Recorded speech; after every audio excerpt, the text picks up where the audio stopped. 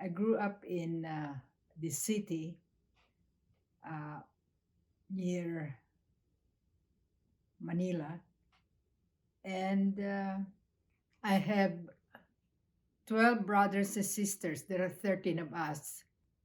So we're used to living in a three-bedroom house. One room for my parents, one room for the girls, and one room for the boys. Even in hardship, we never realized that we were poor. People outside always thought that they always think that we are above them, but they didn't know that we were as poor as a rat. My husband is Fred.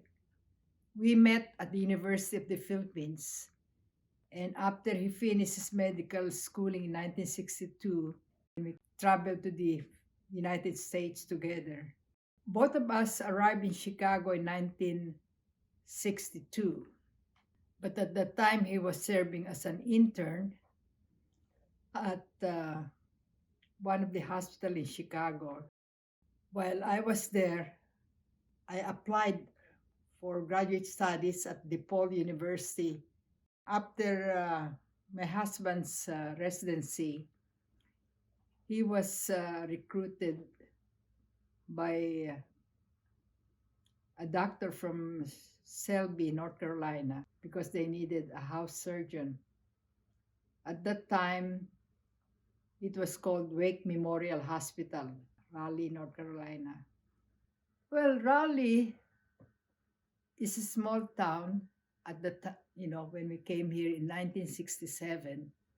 I was hired as an instructor at St. Augustine's College, and I was teaching zoology, genetics. Well, when we first came in 1967, the only Filipinos in Raleigh were the Filipinos doing graduate studies at NC State.